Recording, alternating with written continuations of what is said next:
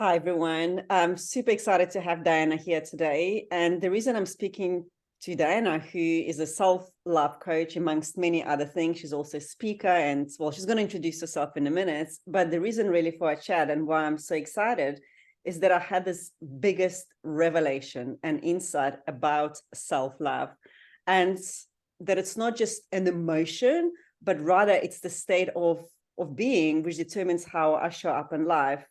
And it all starts with radical self-acceptance. And it was just such a big revelation to me that I wanted to explore this concept further. And I couldn't think of really anyone better than yourself to catch up and to talk to you. Because obviously, I know your journey and it's all been about self-love. You help so many people also.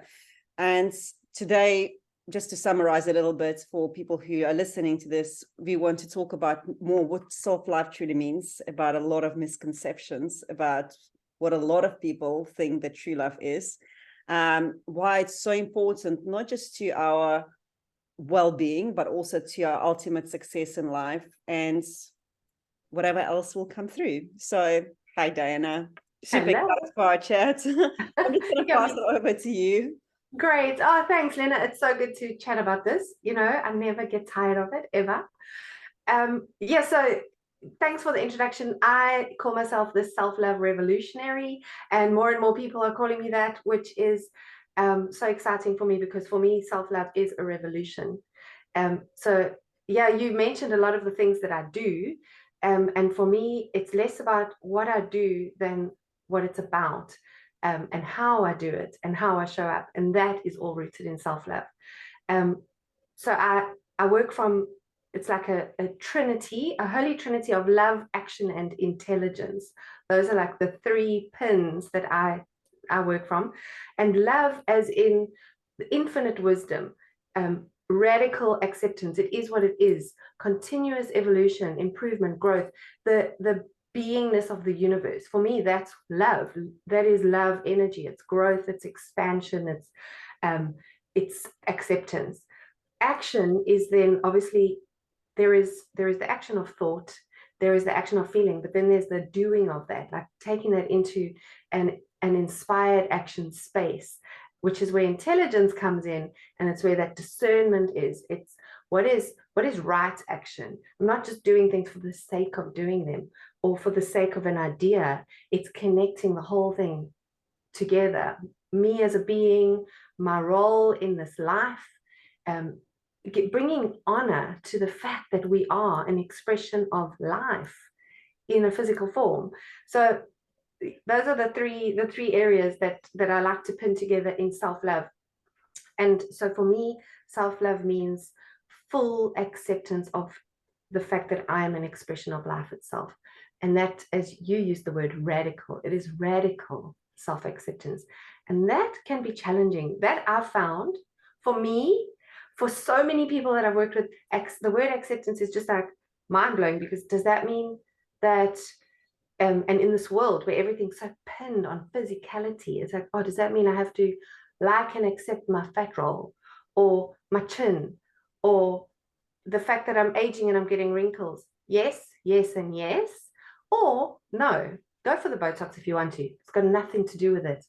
And we're going to get into this. We're going to dig into what self-love is. But I'll just start off by saying what it's not. It's not a bubble bath. It's not lip plumping. No. It's not going into getting your hair done. Those are all great. Fantastic. Practice the self-care. But that's not what we mean when we're talking about self-love. We're talking about a big, giant, explosive love affair, which leaves you vulnerable, which leaves you excited, which leaves you feeling like you can conquer the world on some days and like you're actually a complete, raw and open mess on other days. So, yeah. You dropped so many gemstones. I'm literally like, I've got like a few questions lined up, and I'm like, oh my God, my mind is blown already. I don't know which question to dig in next. But firstly, I mean, I do want to say like exactly what you just mentioned. Self-love is not just about bubble bath. And I remember years ago when you and I met and you were already on this journey, and I'm like, I love myself. Like, I get my time. I go for runs whenever I like. I meditate. Nobody bugs me. And you know, only like now I'm beginning to realize it's so much more than that. It's exactly what yourself. Self-love is not always being like, you know, a pleasure situation, right? Making yourself, like your body and your mind, feel fulfilled. Sometimes it's actually freaking hard. Sometimes it feels like something is tearing you apart. Your body may be in pain, your mind, your emotions, but you are choosing the higher road. You're choosing the higher path. You're choosing yourself over anything else, because that's the expansion. So to me, self-love is expansion, is evolution of our soul. Am I on the right path there? Absolutely, absolutely. And as you said, Lena, that can be tough sometimes. When we choose ourselves and we choose that expansion, I love that word so much. It means going to places we may not have been before, in our emotion, in our mind, in our spiritual journey. And that can be scary because, as we know, anything unknown to the ego and to the survival brain poses a threat. And so it means pushing through that a lot. But like anything, and I love analogies, and life and Mother Nature gives us so many analogies to work from. One of them is like anything that has to hatch out of an egg or a cocoon. If anything intervenes to help it, for example, think of a butterfly that has been in that cocoon for however long, growing and growing and growing, and now it is time to break out and fly. If anything has to intervene and make it easy for that creature and tear that cocoon open, it's left wingless. It literally cannot fly. It cannot fulfill its purpose. So we will definitely have those moments when we're in that cocoon and it feels safe and it feels comfortable and it feels known. We know how everything works here in this space, but the next step is pushing and breaking through out of that cocoon to become something that we could never have imagined. A caterpillar cannot imagine being a butterfly, but it is a butterfly on its journey. So, yeah. Yeah, exactly. And caterpillar, I mean, the transformation from caterpillar and a butterfly is not a comfortable process, right? And like you said, if somebody kept on pushing it and it's like, come on, hurry up, you little freaking caterpillar, like, no, move your little ass. The caterpillar would like freak out and die or whatever. It will shrink back and maybe it will never grow. So it's actually allowing yourself, creating that space, you know, supporting, I don't know, yourself or surrounding yourself with people who can support this journey and literally like cutting things that no longer serve you. That is to me self-love. And that actually brings me to the question, like, what are some of the most common misconception around self-love? I know we mentioned a few, but can you elaborate on that, please? So I think, and this is such a good segue from what we were just saying, I think so often self-love, and I'm just going to put in a little side note here, and love in general, when it comes to relationships with a partner, relationships parent to child, friendships, love can often be misconstrued as soft. It is not. It can be a beautiful, soft place to land, but it's not without boundaries. It's not without a pulling towards the greater expression of who we are. So self-love can be so misconstrued as gentle, as allowing, another word that can be so misconstrued, allowing ourselves to just stay comfortable. And I'm not saying there's anything wrong with comfort and ease, amazing.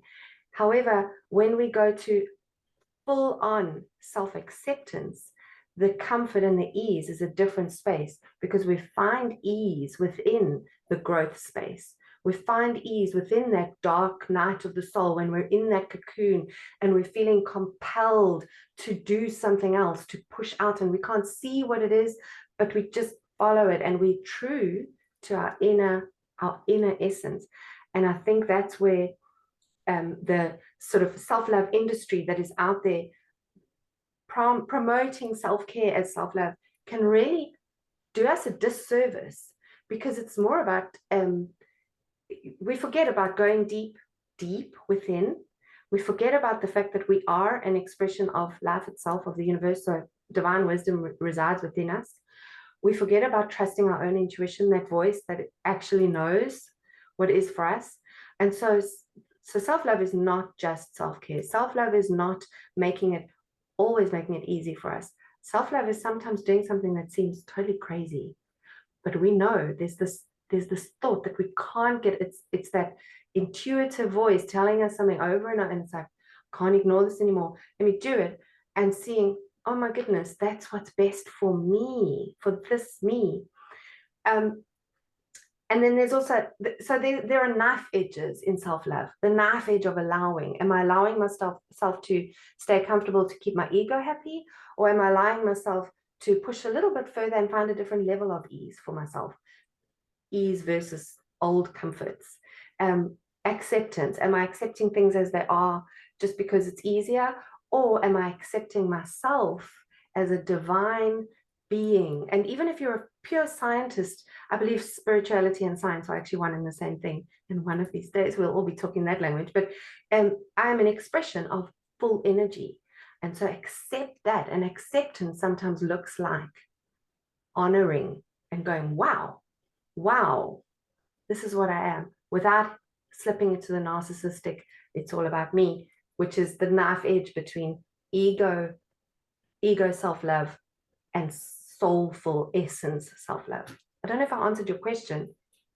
No, you actually, you did. And you also, because you're right, sometimes we can confuse self-love with being selfish. And I mean, it can happen if exactly what you say, you come to it from ego, it's all about me, right? But when you come to it from the level of the soul, level of a heart, because this is for your highest good, this is your growth, this is your expansion, this is your evolution, this is your unique path, then it's selfless. Because what we're trying to do is we're trying to give love, like what you said earlier, to people around us, but we don't know how to love ourselves. So how can you give something you don't have? And then we confuse love with attention, right? With attachment. So we don't actually seek love, we seek attention, because you can't seek what you already are, if that makes sense. Oh, exactly. You've summed it up. And I love what you said there, because that love and self-love are so connected. What is for my highest good is for the highest good of all.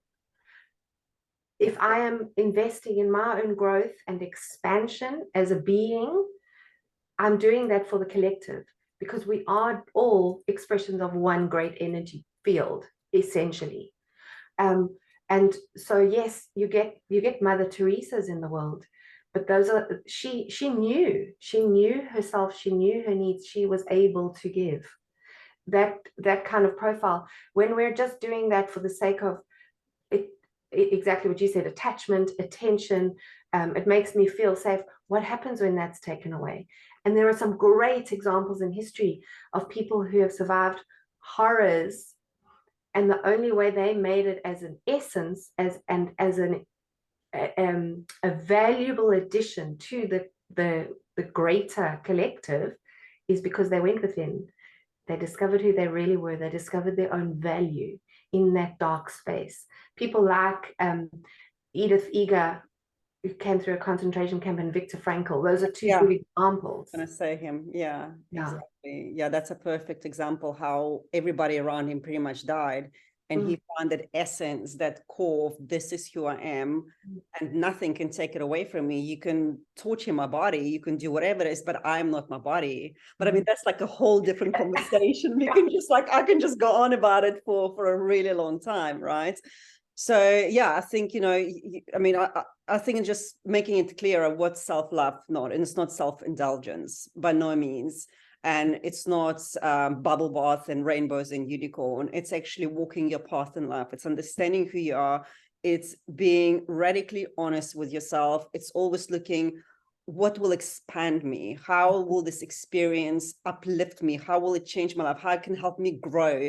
And choosing that, over anything else, because at the end of the day, we are the only ones who can take ourselves everywhere in this lifetime, right? Yes. We can't drag anybody else, not even our children, nobody else, but we are so obsessed and focused on what other people around us are doing.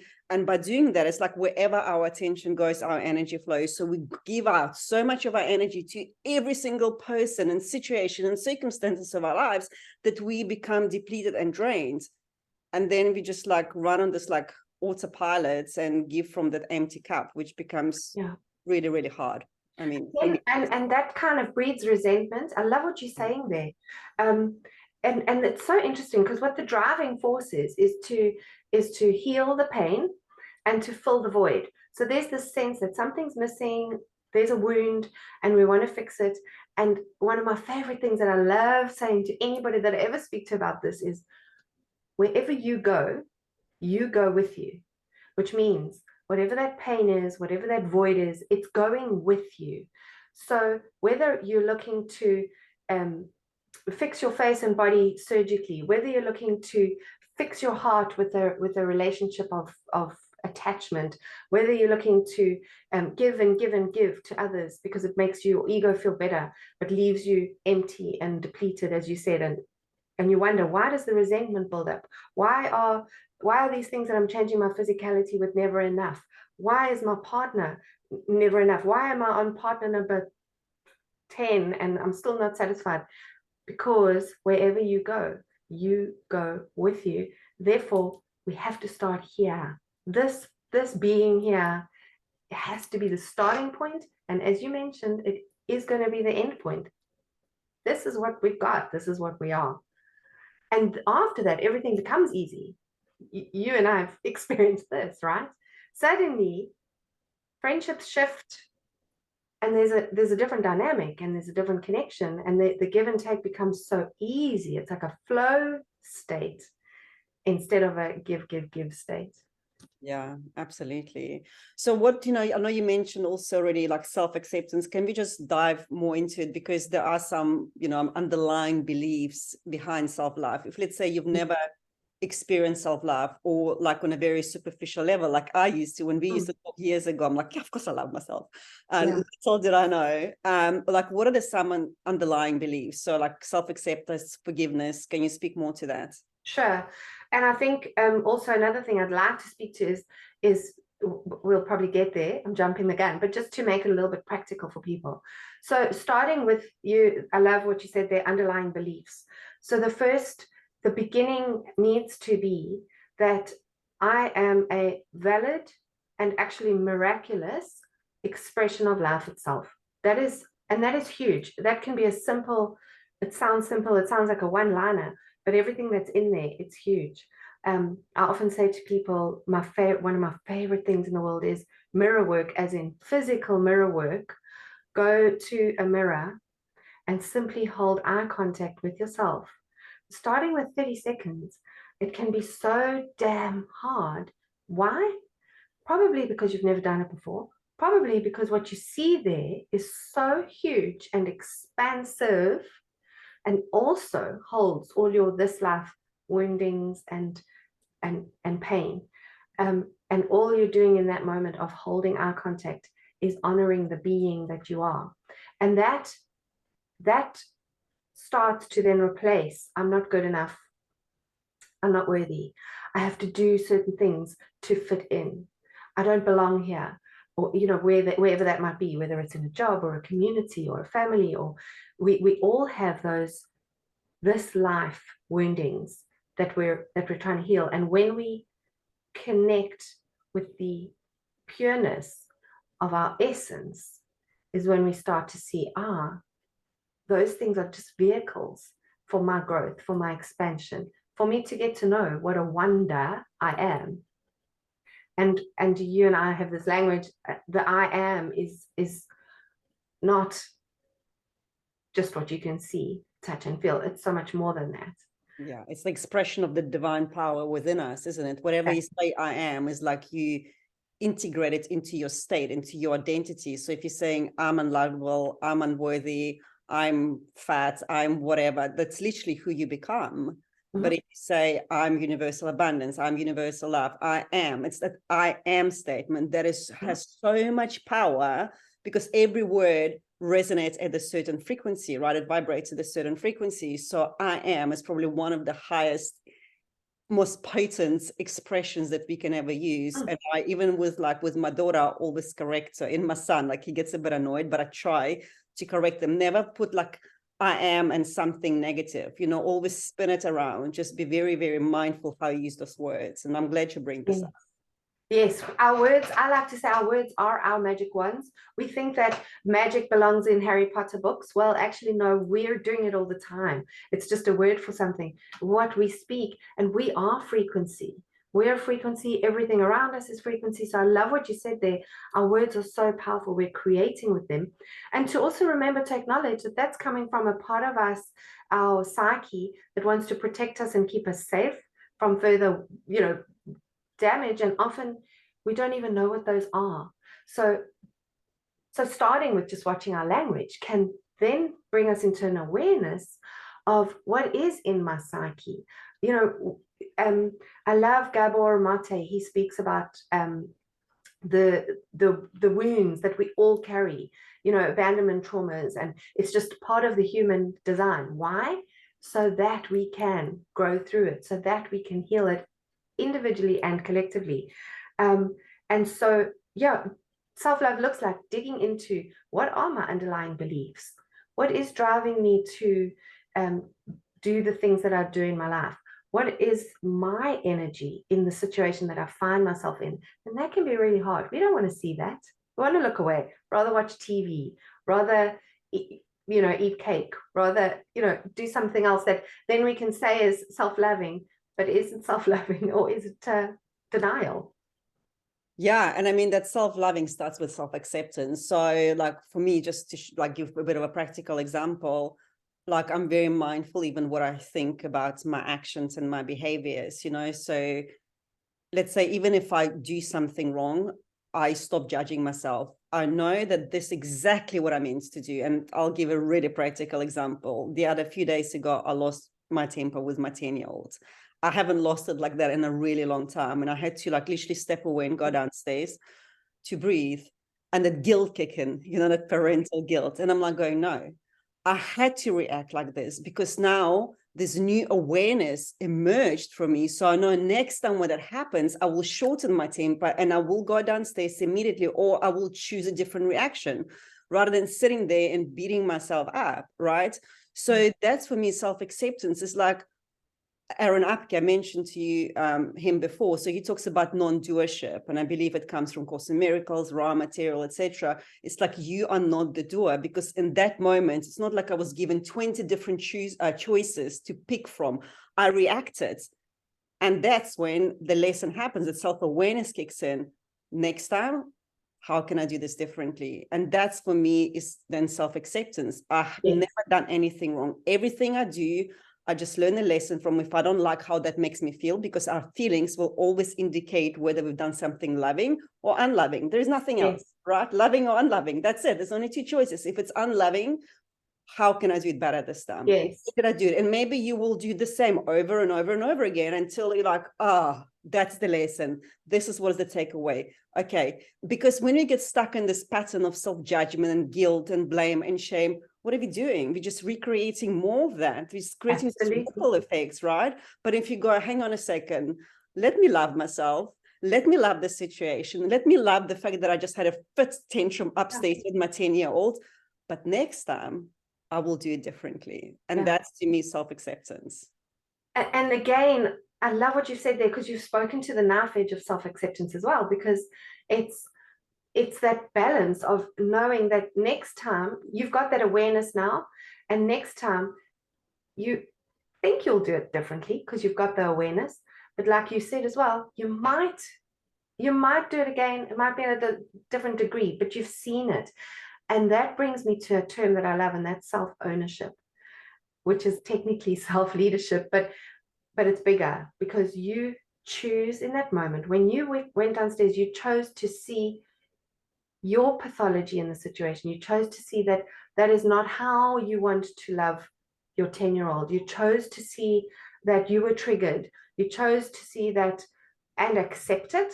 You chose to see it. You chose to accept it. You didn't push it away and ignore it and justify it. There's a difference. Yeah, difference. And that's beautiful. That is self-love. And it's all these sort of thin knife edges that we can be on one side or the other, that depicts what true self-love is, I believe. And that, again, what you said is a pure example of accepting exactly who you are in that moment and allowing space for expansion. Yeah. When you put that expectation on yourself, to get it right, because a lot of the self-love industry is doing that as well. There's the mantras and the manifestation and the who you are and how you show up, and that can also become an ego pressure expectation on who am I. I had a recent example for myself, talking of practical examples, where I faced a very real physical burnout situation with my health. My health has just radically been shaken and pulling up red flags for me. And I almost went into that judgment space. I almost went into, well, I'm a coach and a speaker, and I should be okay. I shouldn't have let myself get to this space or whatever. And there comes that radical self-acceptance. Well, I did. I'm here. This is where I'm at. And then sinking into another level and saying, okay, what is the lesson? Like you said just now, how can I grow from this? What message can I take from this? How can I find, I loved the expression ruby in the dust. There's so often you can be walking on a dusty, and if you think of South Africa, where I grew up and you grew up and we both spent a lot of time there, in Johannesburg, it's a mining place, and they found gold in the dirt. And so when you're in that dirty, hard moment, like you losing your temper, me finding myself on the edge of physical burnout, where's my ruby? Where am I in this? What can this situation teach me? How can I grow? How can I expand? Takes us back to being the caterpillar in the cocoon.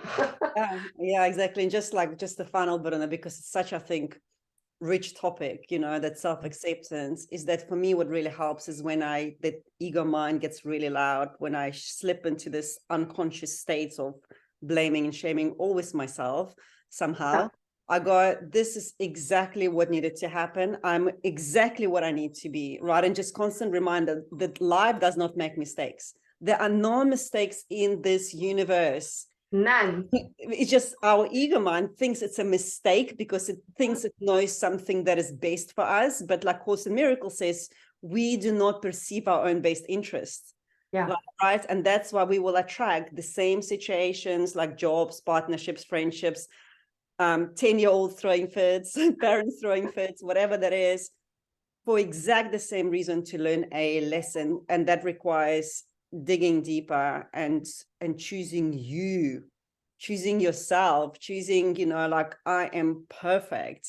No matter what I do, I'm still perfect. And the only thing I can do is to learn the lesson and apply it. That's it. There is nothing else here to do. Yeah. And it's not easy, but it is a practice. It's a journey. Yes, absolutely. It's a journey. It is a journey. So why would people want to actually practice self-love? Like, what are the benefits? That's such a good question. I have a word: freedom. Another word: truth. So often it's, and I love to think of it like a psychiatric hospital. Imagine that the world outside is beautiful and bright and amazing and full of color and wonderful experiences, but you're locked up in a big old hospital, like you've seen in the movies from the 1950s, psychiatry, bars on the windows, and you're not allowed out. One flew over cuckoo nest or something comes to mind. Exactly. And you're not allowed out of the building, but you know that great things happen out there. You're not even allowed out your room until somebody tells you. Everything is comfortable. You get medication, you get food, you even get a padded cell if you considered nutty enough. That's life without self-love. Every day is the same. It's repeated experiences. It's the same voices that we hear from, the same people. They might look different, but you'll find yourself in a relationship and then you'll change partners because that person was just not right for you. And this one is. And a little bit down the line, suddenly every day looks the same again. You're back in that psychiatric ward. It's the same conversations, the same arguments, the same experiences. And you're like, well, this person's not right for me either. Next. Or jobs, like you said, this job's terrible, this company's terrible, this is not right for me, I'll move jobs. Why? A little bit down the line, does it feel the same, look the same? We're in that psychiatric hospital when we don't choose self-love. And that looks like the talking therapy that you might be given an opportunity to explore in the hospital, where you can actually figure out and dig deep. And that means, oh, now you get to walk around in the garden and it's scary. It's scary because you've never been in the garden. The garden is wide open spaces and there are birds that you've never seen before, maybe.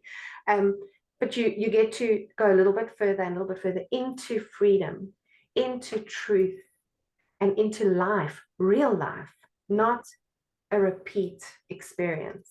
Oh my God, I love this. I love it. So what I take away from this is self-love is really the path to our inner freedom, right? Because we value this freedom, freedom of choice, freedom of vote, freedom of this, but yet here we live in prison, right? What would others think? Shall I say this? I can't pursue my passion because, you know, my parents or my partner might not approve. I can't do this. I can't do that.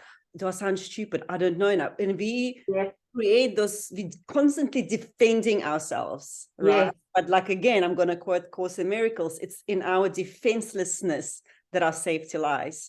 When we drop all of this bullshit, all of this facade, all of the masks we've been wearing, and that's to me is freedom. Like, why do I get to go choose, I don't know, 20 pairs of shoes? I've done that. Why do I care to go on amazing holidays? I've done that. But here, I'm so locked up. I don't know who I am and I can't even express myself.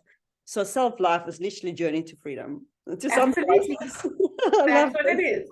Yes.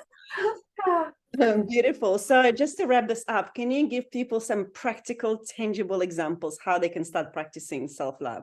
Absolutely. The first one I've already mentioned, and that is that little mirror trick, because that's kind of like a starting point. You're going to meet your inner essence, who we all know very well. When we're born and we come into this life, we come mostly as that. It's over time that we put on all those masks, as you said, and those defenses come up. But going back to that mirror and looking into our own eyes, holding eye contact, just in a space of curiosity. What's in there? So that connection point, I think, is a great first step. Another one is allowing experiences, and we've both mentioned this a bit, but I'm just going to make it a little bit more tangible, allowing ourselves to observe ourselves in our experiences. So for example, we've just spoken about the freedom of being. If you're in a situation, let's say at work or in your relationship, and you're in a slightly challenging maybe conversation, watch yourself. How are you showing up? Are you allowing yourself to show up? How many shoulds are between you and your truth? I'm doing this because I should, or I'm saying that because I should, or I'm not saying that because I should. Just start noticing. I think that's such a powerful, powerful thing to do, is watch yourself. You know, you'll know, I know, that practice highlights so much. And it's like, and then there's this very, very powerful thing, is connecting with our inner child. And I know you and I have both been on this journey. Oh gosh, yes. Yeah. When you were triggered by your 10-year-old the other day, that was your inner 10-year-old. Meeting her in that space and just saying, it's okay, my darling. That is a step one. So how would we treat a defenseless child who was feeling lost, feeling abandoned, feeling like they've just done something terrible? What would most of us do for that child, that defenseless child? We would say, it's okay, my darling. I've got you. You're going to be okay. Doing that to ourselves is so disarming and so empowering at the same time. So yeah. Amazing suggestions. I also just quickly want to add like self-reflection, but even like, you know, like on a daily basis, like what you just to add to what you said, just to even ask yourself, maybe end of the day, where did I judge myself? Right? Where was I not loving and forgiving to myself? Where am I holding myself accountable and forgiving that? And forgiving, it's not like, oh, I pardon you. No, it's like releasing it. It's like letting it go. And also like in my meditations a few months ago, word compassion has been coming so much to me. And I've realized that's like, I'm not a compassionate person to myself. I always think I should be doing things better. I should be somewhere else. And it's always like, well, can I accept that this is where I'm meant to be? Can I show more compassion? And compassion really just kind of softens you and it grounds you, you know? So where are you not being compassionate to yourself? Yes. Because often all the time, the way we talk to ourselves, you wouldn't talk to our friends, right? We'd have no friends left. That's exactly, yeah. And Bloody noticing me, stop doing that. Yeah, we could have done better. It's such a, I love that point. I'll just give a quick example. Recently, my hubby bought me a self-care journal for my birthday with prompts. So it's got a morning page and an evening page. I thought that's delightful. And something that's been so great for me is on the evening page, there's a question, what could I have done to make today better? And every single night, I write nothing. Because I'm saying to myself, it's enough. You did your best. And I'm able to say that because I am giving my best every day. And that's for me being a radical self-acceptance. Just in the past 2 weeks, nothing. You couldn't have done anything to make today better. I love it. I love it. The ego can go, of course you can do better. You could have worked extra 2 hours of work. You could have cooked your husband a nicer meal and washed his socks or whatever, right? There's always something to do. And that's what we get stuck in this paradigm. I've got to do more. I've got to do something for someone to be loved, to be seen. Fuck no. Exactly. And that's nothing. I'm just perfect in my imperfections. That's it. That's it. Exactly. Yes. To it, right? And then you've got a bunch of people who love themselves on the planet and they're projecting the emotions of self-acceptance, of companionship, or compassion, or companionship, whatever, love. Is it not better than us projecting judgments, guilt, shame, blame? Because as you said earlier, we're all part of this energy field. It's all part of the collective consciousness.